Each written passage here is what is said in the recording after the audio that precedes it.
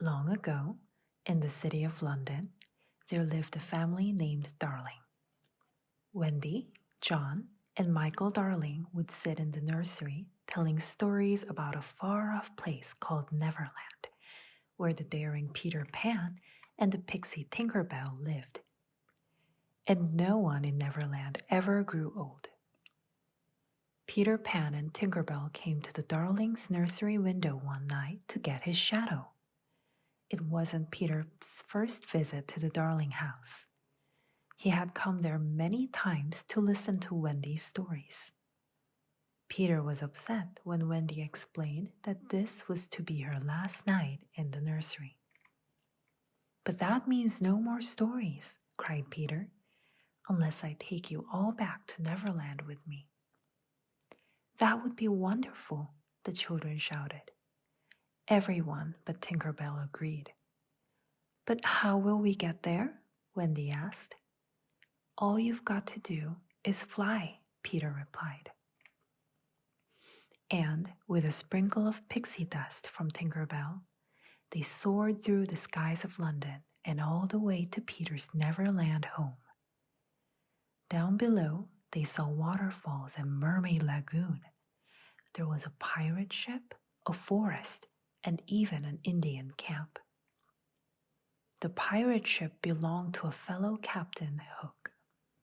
The captain had two enemies in Neverland, Peter Pan and a hungry crocodile. One day, in a fight with Peter, the crocodile had got a taste of Hook's hand and had followed him around ever since, hoping for more. Hook blamed Peter Pan.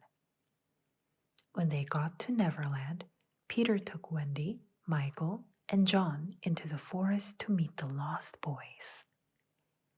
Then he and Wendy went to visit Mermaid Lagoon. There, Peter spied the Indian chief's daughter, Tiger Lily, tied up in Captain Hook's boat. They heard Hook ask Tiger Lily to reveal Peter's hiding place. But the Indian princess wouldn't tell him anything. "I have to save Tiger Lily," Peter cried. He and Wendy followed Hook to Skull Rock. Peter challenged the captain to a duel. But Peter was too fast and too smart for Hook. With one quick lunge, the captain landed in the water next to his greatest fear, the hungry crocodile. Peter rescued Tiger Lily and brought her back to the Indian camp. Captain Hook got away from the crocodile and swore a revenge against Peter Pan. He kidnapped Tinker Bell and tricked her into telling him where Peter lived. Then the pirates went to Peter's hideout and captured Wendy, John, Michael, and the Lost Boys. Knowing that Peter would never be able to resist a beautifully wrapped package, the pirates left a present in the treehouse for him.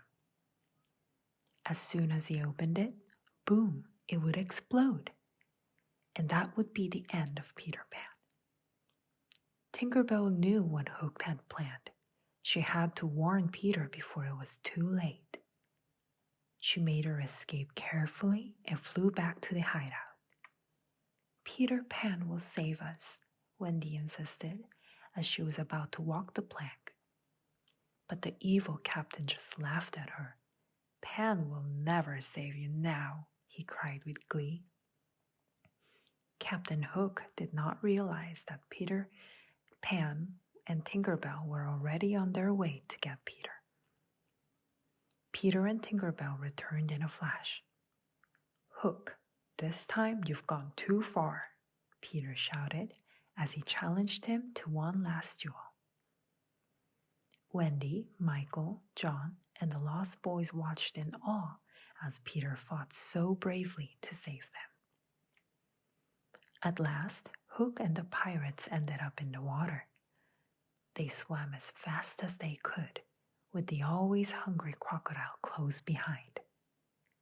"Thank you so much for saving us," said Wendy. "And now I think it's time for us to go back home." Before they could say Captain Hook, Peter set sail in Hook's very own ship through the skies of Neverland.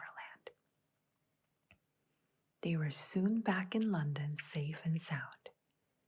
Peter and Tinker Bell said their goodbyes, and the darlings promised never to forget the wonderful times they had. As the years went by, they would remember everything. Peter, Tinker Bell, the pirates, Tiger Lily, and the Lost Boys, just as if it had all happened yesterday.